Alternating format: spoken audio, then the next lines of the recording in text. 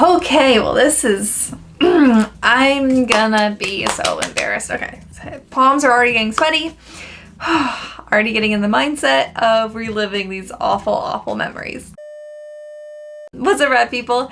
Today, I want to share with you some of my most embarrassing stories. There are so many, a lot. I was a very uncomfortable teenager. Okay, I was very shy. I was painfully shy. I didn't stop being shy until I was 17 maybe. Senior year is when I stopped being shy. Cause I was like, yeah, I'm graduating. I don't care no more. Anyways, yes, story. I was probably maybe 13 or 14. I was definitely in middle school, and this was when the emo craze was at its height, at its peak. Everybody that I knew shopped at Hot Topic. Okay, that was the cool thing, having the raccoon hair with the stripes, wearing the red eyeliner, which back then didn't have red eyeliner. So actually, and I thought I was so clever and cool for doing this, I bought red lip liner and used it as eyeliner because I figured, if it's safe enough to be near my mouth, safe enough to be near my eyes. Don't suggest that. Anyways, trying to not confess to this deep, dark secret that I don't think I have ever told anyone, actually. Oh my God, I'm sharing a deep, dark secret. I don't have any secrets, and this is actually a secret. Wow, okay, opening up to the internet. Here you go. My favorite band on the planet back then was My Chemical Romance. I loved My Chemical Romance. The first concert I ever saw was a My Chem concert. That was another embarrassing story in and of itself. I'm not gonna share that one today.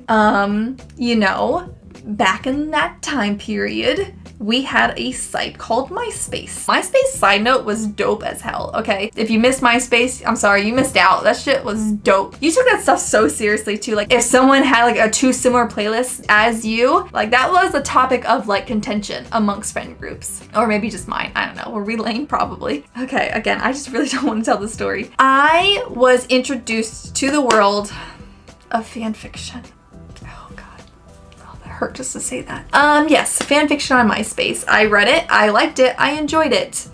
My 13-year-old self thought fan fiction was oh so neat, and I was a budding writer. I say that like I'm published when I'm not. God, it's so embarrassing. And so I decided, after reading lots of fan fiction and thinking it was so cool to base a short story off of people you had crushes on, I decided to write my own, and it was about My Chem. So I have officially wrote a My Chemical Romance fanfiction that was somewhere on the internet at some point. I'm pretty sure I only ever wrote one, maybe two chapters, and then I stopped. I instantly was like, okay, because it kind of got a little creepy. It kind of got a little uncomfortable feeling, because if you don't know something about My Chem, it's that two of them were brothers, and it was just kind of a weird world. Okay, I don't even really remember what my fan fiction was about, but I remember at one point thinking, maybe I don't want to write this anymore. And that is my, that is a secret, and it has embarrassed me. And I don't even think I even told friends that I wrote My Chem fan fiction at one point in my life, but I did. And someone out there, I'm sure, has read it, and I would actually love to get a hold of that to see what that was like. What did my 13-year-old self write about? Actually, it's kind of coming back to me a little bit. It was something where oh God, this got so much worse. They were vampires, and we were in high school. I basically wrote the Vampire Diaries. Wow, where's my royalties? Yeah, okay, they were vampires. They were in high school. We were there. Something about oh God, I don't even want to say that words. Okay, I'm gonna share it. Something about Gerard, oh God. Something about Gerard Way marked me so that I would become his vampire bride at one point. Oh my God, I want to die. That is so bad. Okay, I can't talk about this anymore. I don't want to remember anymore. I wish I didn't ever remember this memory. I wish I never remember what the story is about. I'm done. I am hot. I am flustered. Okay. Wow, okay. We're just gonna pretend that never happened. Speaking of MySpace, another embarrassing story, but kind of not embarrassing, because kind of just really funny. Okay, so my best friend at the time, during our emo phase, we've had haircuts and hairstyles were very interesting. Here's a few examples of hairstyles, okay? I really loved it. I still love it. It took commitment having some of that emo hair, you know what I'm saying? There was a lot of dye, a lot of processation happening, a lot of constant cutting, and a lot of bad haircuts. My friend had a haircut that, you know, in certain positions made her look like a different person. And so much so that when we were taking selfies for MySpace, because you know, you had to have a cool MySpace theme. So like you would have like little photo shoots with your friends. But while we were doing a photo shoot, one of the pictures that was taken made her look like like if she had, how many times am I gonna say like, made her look like a different person, and meaning that she looked like a boy. So we kind of like had like this joke that it was like her boyfriend. You know, it went from being a joke to us then for some reason making a MySpace page pretending to be this boy and that he actually existed. And we kind of just tricked our friends into thinking that she had this mysterious boyfriend online. And that sounds really, really lame when I say that out loud. And I can't even remember how long we kept this going for. Like, was it a few weeks, a few months? Honestly, I don't even know. But basically, we catfished people before catfishing people was a thing. But we catfished people with her face. It was interesting. I don't know how no one caught on. Maybe they did and just like let us roll with it. Looking back on it, that was really embarrassing. And why did we devote so many hours to like creating this fake person? Wow, that was, you know, life was interesting back then. This stands out as hands down the most, I think. Maybe I'm repressing some like more embarrassing stories. Hands down the most embarrassing things that ever happened to me, and I had no control over it. Okay, going back to elementary school, going back to the Lizzie McGuire, Mary-Kate, and Ashley Olsen fangirl days. Went shopping with my mom to get school clothes, which my mom's a real MVP. She always made sure I was super snazzy, buy me that Mary-Kate and Ashley Olsen fashion line, which was honestly dope.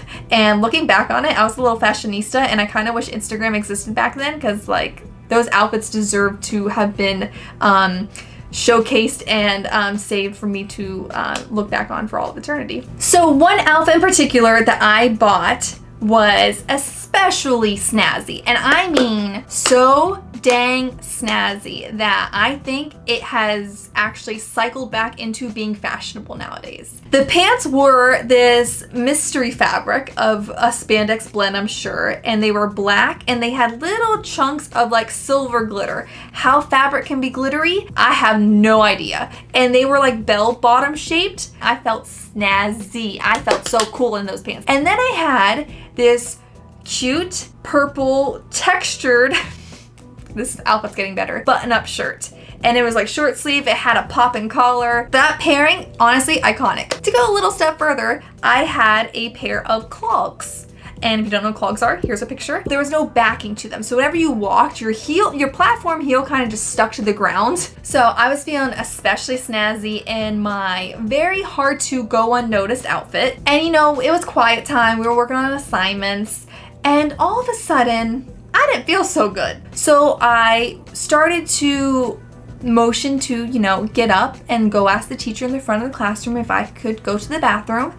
And I didn't have time. Yeah, it was sudden. As I was getting up, I was just overcome with the sudden urge to vomit. No warning, literally like, oh no, it's happening. So my hands instinctively went up to my mouth to try to, I don't know, block the vomit, because that's what I wish had happened, you know, to like kind of keep in your mouth like quietly and then like swallow it or something.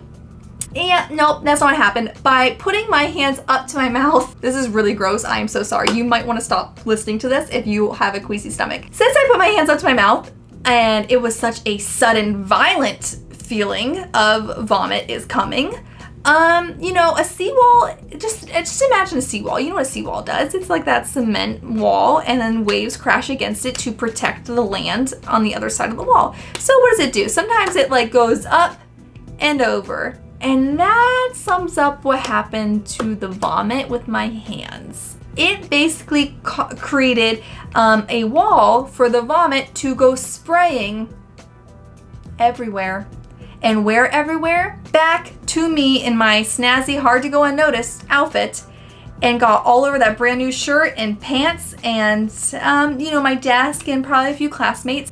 Literally everybody just turned to see me throw up in my hands and get it all over me. Wow, 3rd grade, what a year. Well, there were a few of my most embarrassing childhood memories, or at least the ones that are in my mind right now that I wish they weren't. But you know, you can learn a lot from embarrassing stories, and like life lessons are learned through those trying times. So if you're someone that's facing something embarrassing right now, yeah, just try to see the positive in it, or just really bury it into your brain and just hopefully it just kind of goes away and you don't uncover it for 30 years. Yep.